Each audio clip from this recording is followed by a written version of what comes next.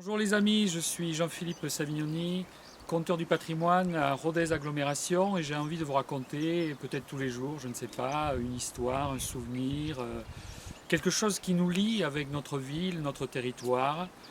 Et j'avais envie de commencer par un début. Le début, ça serait pour moi la Yule. Alors je sais que vous ne pouvez plus y aller, on ne peut plus y aller, mais vous fermez les yeux, vous entendez les cygnes, on entend déjà les oiseaux, les pingouins, les dauphins qui nagent, les hydravions qui se posent, enfin la Yule quoi.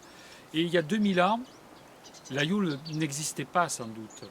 Mais il y avait la colline de Rhodes sur laquelle vivaient des rutènes, nos arrière grands-parents, qui avaient, comme on dit en Corse, la testa dura, ça veut dire la tête dure, et ils avaient un culte qu'ils célébraient avec beaucoup de ferveur, qui était le culte de la déesse Ruth. Apparemment, c'était l'objet de libations, de sacrifices, un peu avinés.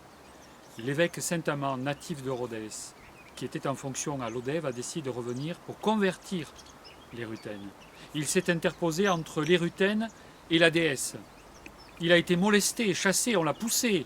Accompagné de son diacre Nahamas, il s'est retiré et il s'est mis en prière. Une prière si intense que le bleu du ciel est devenu noir, sombre, les ténèbres, la nuit, de l'encre, enfin vous comprenez.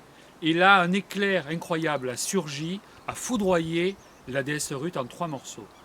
Un premier tombé dans le quartier du Foirail, qu'on a longtemps appelé le quartier des Pierres Blanches, en souvenir d'un morceau de l'idole.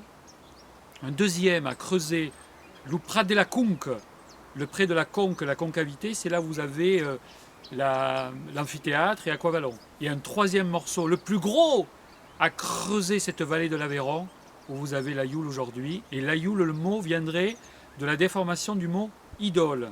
Je vous dis, mes amis, que c'est la légende. Donc je ne suis sûr de rien. Mais c'est ça qui est le plus beau dans la vie, c'est quand on est sûr de rien. À demain.